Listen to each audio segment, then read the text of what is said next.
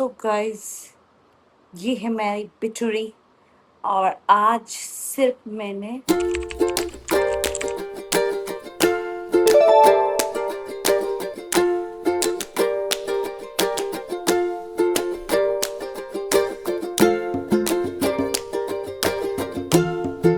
So guys, good morning.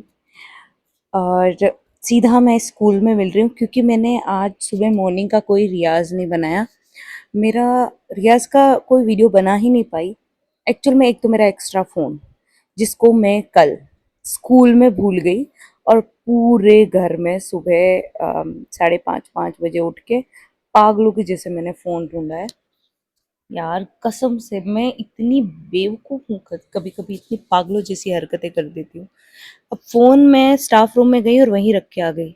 इतना दिमाग खराब हुआ है। सुबह रियाज भी मतलब इतना मुश्किल से किया है, खुद ही चिल्ला चिल्ला के पढ़न करके रियाज करना।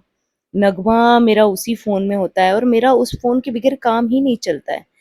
जितना कि उसकी एग्जिस्टेंस मायने नहीं रखती है, उतना उसका एब्सेंट होना मुझे खलने लग गया। क्योंकि जब वो होता है तब तो मुझे कोई एहसास नहीं होता कि ये फ़ोन तो किसी काम का नहीं है, बस गाने चलाते हैं। लेकिन आज गाइस, आज मुझे रियलाइज़ हुआ कि मेरा काम उस फ़ोन के एक्स्ट्रा फ़ोन के बगैर चल ही नहीं सकता। मुझे आईफ़ोन के अलावा मुझे एक्स्ट्रा फ़ोन की बहुत ज़्यादा नीड है। अगर वो नहीं हुआ तो मेरे लिए बहुत मुश्किल है। बहुत मुश्किल से मैंने वापस से फ़ोन मतलब मेरा घर पे तो पूरा दिमाग ऐसा था कि अब तो फ़ोन गुम चुका है, मैं एक फ़ोन से कै मतलब मैं तो पूरा प्लान कर लेती हूँ आगे आगे से आगे कि अब नया फ़ोन लाना होगा, कैसे लाएँगे, इतने पैसे कहाँ से आएँगे, वगैरह-वगैरह सब कुछ। एंड देन फिर मैंने सोचा कि मेरे पास एक ऑप्शन है, मैं एक बार व्योम मैम को कॉल करती हूँ, क्या पता शायद उनके ध्यान में हो।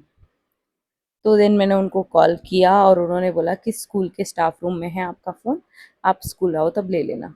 दैट्स वाई फिर उस टाइम पे मेरा मूड इतना सही नहीं था कि मैं वीडियोज़ बनाऊँ, लेकिन मैंने 3 घंटे रियाज़ किया सुरभि के साथ।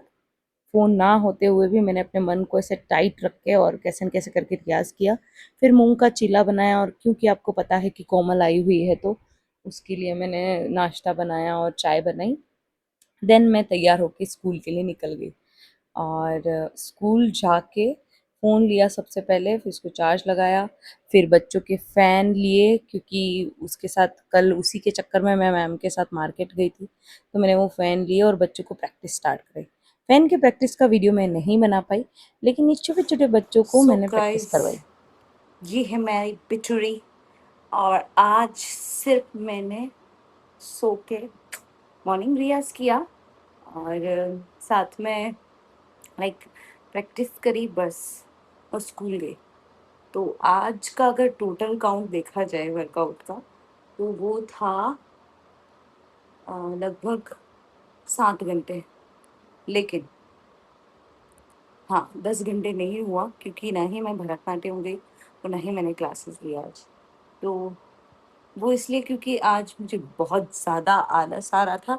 ज़रूरी नहीं है एक डांसर हूँ तो 24 ही घंटे मशीन की तरह काम करती रहूँ।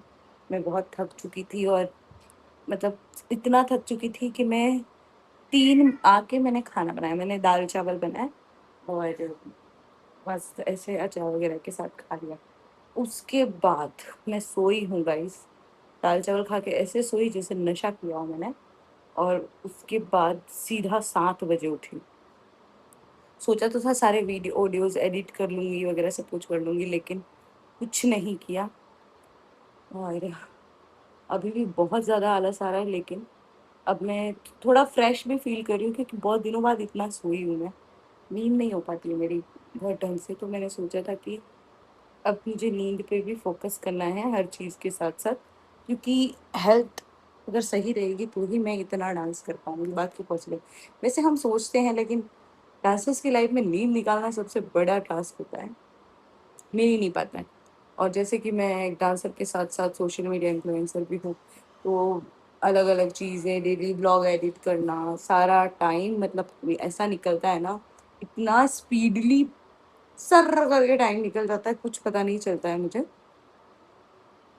मैं खुद चाहती हूँ कि मैं मतलब सारी चीज़ें मैनेज कर सकूँ, लेकिन होती ही नहीं है।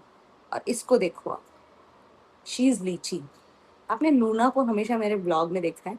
तो ये है लूना की मम्मा, ये है लूना की मेरी प्यारी मम्मा। और अभी इसको 2 दिन पहले छोटी छोटी सी 2 बेबी हुए, छोटे छोटे से।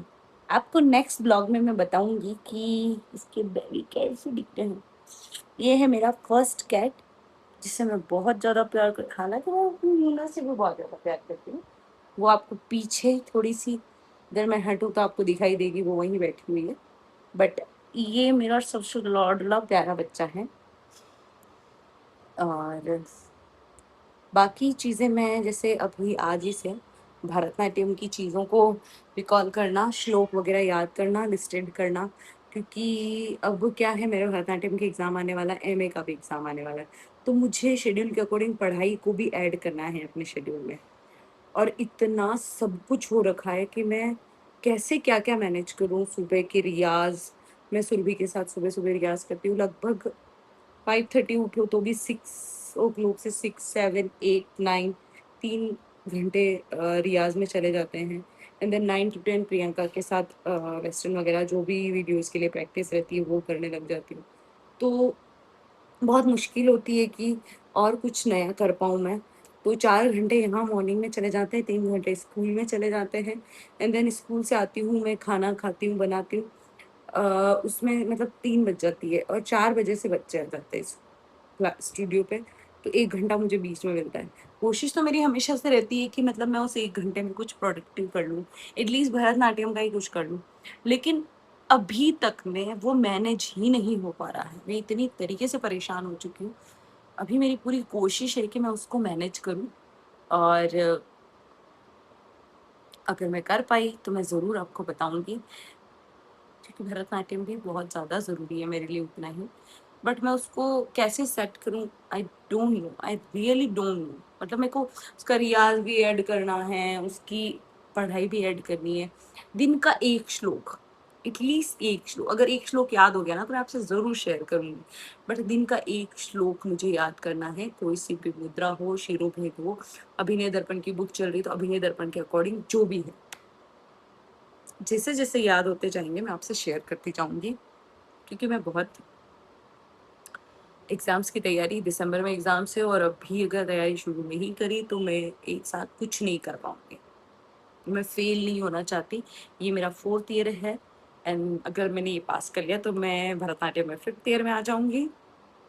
और मुझे बहुत खुशी होगी उस चीज़ की कि फाइनली कुछ सीनियर वाले कैटेगरी में आना शुरू हो जाएंगे, मतलब मैं शुरू हो जाऊंगी। गाइस, भरतनाट्यम का रियाज करना, भरतनाट्यम पे वीडियोस करना मेरा एक ड्रीम प्रोजेक्ट है, जिसको मैं कैसे और कहाँ मैनेज करूँ। अगर आपके पास कोई भी आइडिया है किस तरीके से मैं मैनेज कर सकती हूँ तो please please please share me. वरना बस दवाई लगानी पड़ती है यार। वो दांतों की जो प्रॉब्लम है उसमें मुझे ये दिया था, इस ट्यूब से मुझे दांतों पर मैनेज बार बार मसाज करनी होती है।